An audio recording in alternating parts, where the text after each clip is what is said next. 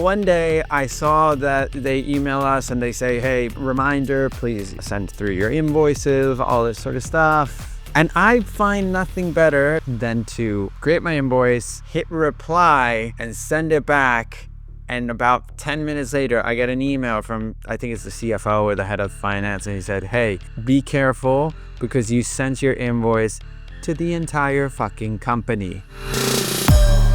I'm sending you some email. Buenas tardes, and welcome to yet another enticing, alluring, attractive episode of Chainspotting. Every week, I read, review, think about, talk about, analyze, expect your comments for the two top stories in Bitcoin and crypto, finance and money, all that sort of stuff. I'm going to start today's episode with a small story of my own. I work for DL News. That's a highly reputable and well-read media outlet in the crypto space. And every month we have to send in our invoices to the finance department. Well, one day I saw that they email us and they say, hey, reminder, please send through your invoices, all this sort of stuff. And I find nothing better. This is obviously a relapse.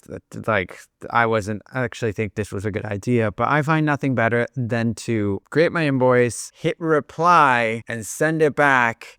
And about 10 minutes later, I get an email from, I think it's the CFO or the head of finance, and he said, hey, be careful because you sent your invoice to the entire fucking company. I'm sending you some email. You got it? No, I got nothing. Check it again. Hit refresh. Yeah, Mike, still nothing. Okay, wait a second. I sent it to you at packer@dundermifflin.com. Packaging@dundermifflin.com. Uh-oh. Everybody in the company was included in that email saying, please remember to send through your invoices. And so everybody fucking knows now how much you make. Here comes the money. Here we go. Money talk. Here comes the money. Money, money, money. Sweet. You could have felt how I felt. Very, very good. And then literally the same day, I read this article from The Economist that was titled, Knowing What Your Colleagues Earn, the Pros and Cons of Greater Pay Transparency.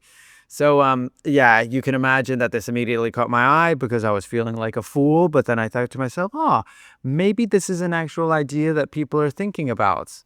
And I started thinking about it and I ran across this and I thought that I'd share it with you and I'd love to get your feedback. Remember, give us a subscribe, give us a like, give us a comment. I would really appreciate it. The algorithm would really appreciate it. Everybody would really appreciate it, really. You would really appreciate it because then you'd be helping somebody out. You'd be getting notifications. Other people would be listening to this, all that sort of stuff. This is how it starts. How much do your colleagues get paid? In a few countries, such as Norway, you can take a good guess by looking at public records on individuals' overall tax payments and income. But in most places, finding out people's salaries means asking them what they earn. And that is about as socially acceptable as saying, what an ugly baby.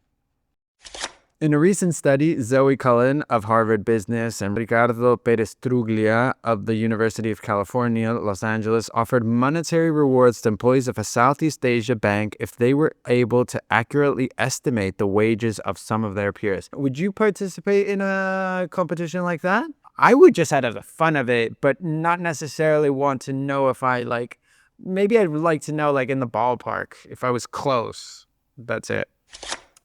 The researchers found that a majority of employees were very uncomfortable asking colleagues about their pay and were also unwilling to reveal their own salaries to their colleagues, particularly if they thought they might be earning more than them.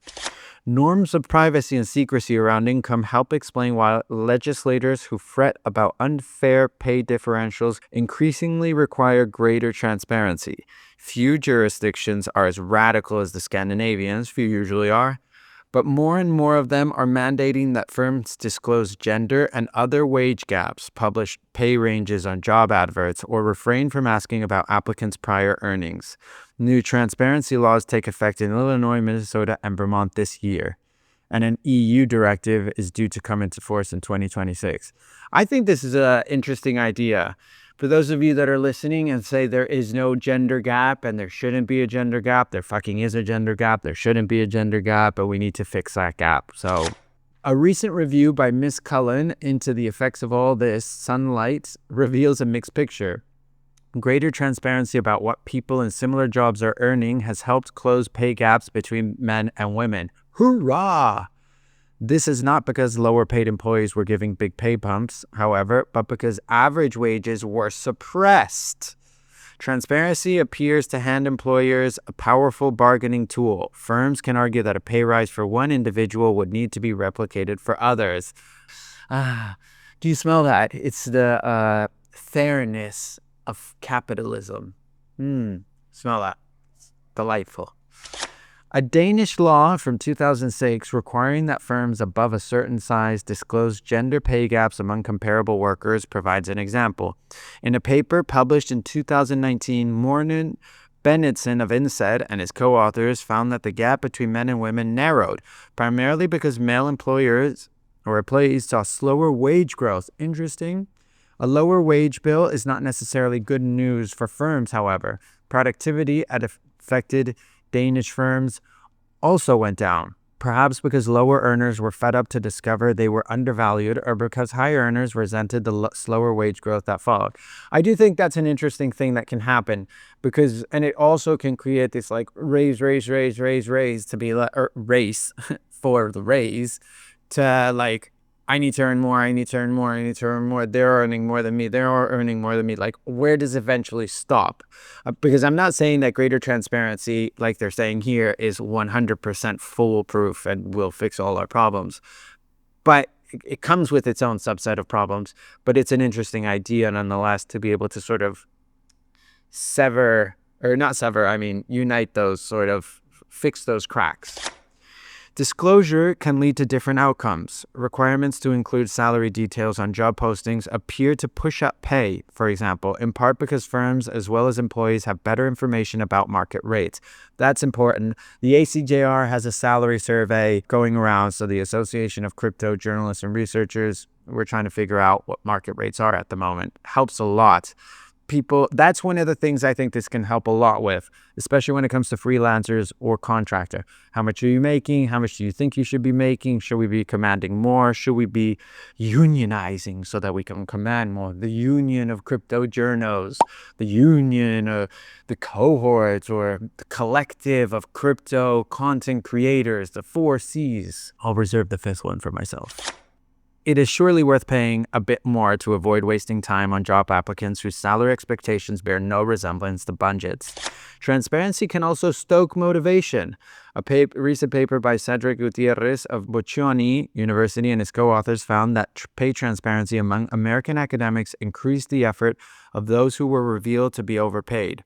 If you're earning a lot more than others, you'd better prove your worth. Prove yourself, man. Prove yourself. As for wage disparities between bosses and those below them, you might imagine that gaps foster resentment, but they can also pique aspiration. Other research by Ms. Cullen and Mr. Perez Truglia suggests that employees not only consistently underestimate how much managers earn, but also work harder when they find out the rewards that promotion can bring. Incentives. Look at how incentives work. That's an interesting way. That's an interesting thing that this is sort of, I want to aspire to make as much as that. As long as the company, I suppose, tells you, you can make it there. This isn't something impossible. Seems like a basic reward system where you give us points and then we redeem those points for prizes. You're exactly right, and you get a point. Oh. You do your job better, you get points. So, collect 15 points and redeem them for this polar bear.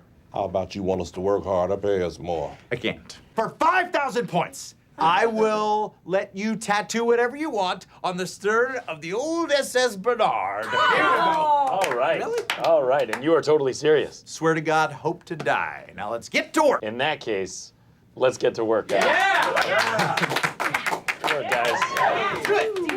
And there's got to be some other transparency ways also to like help this move along and like aid along that transparency to say, okay, if you get here, there's this road so you can get there and you can actually see this road because this person did that road and now they're making that amount of money.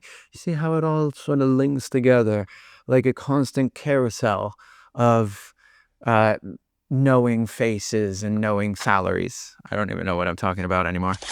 Transparency makes it more important to get performance-based pay right. A recent paper by James Flynn of Miami University looked at what happened when the previous secret salaries of ice hockey players in North America were published in the middle of the 1990 season.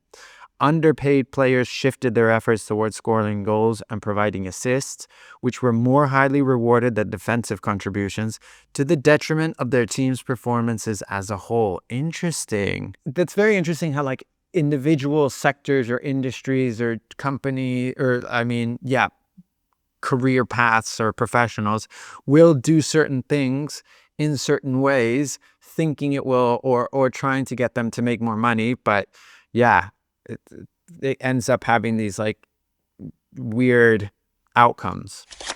Pay transparency offers prizes and pitfalls for managers. In other words, if things go well, it ought to close unjust pay gaps and provide workers with more information on their options inside and outside their firms. If things go badly, morale and productivity may suffer at the pursuit of equity catalysts, slower wage growth. Performance-based pay may converge on things that are easier to measure, not matters most. I love how it ends. Sunlight is lovely. It can still cause damage. So what do you think? Is transparency a bad thing? Is too much transparency a thing? Do you want your colleagues to know how much money you make?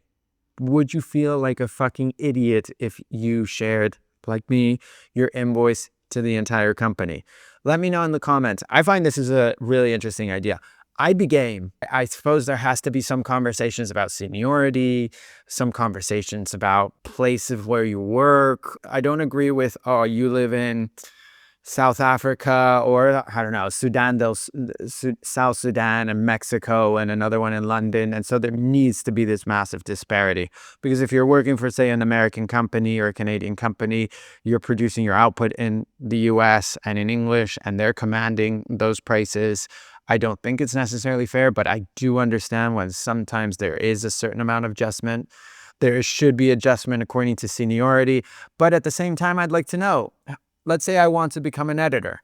How much is that editor making? Let's say they're a story editor or news editor, editor-in-chief, managing editor, and I can see how much they're making. And that way I know, okay, I want to aspire to become this, because obviously there's a intellectual and like a self sort of aspiration.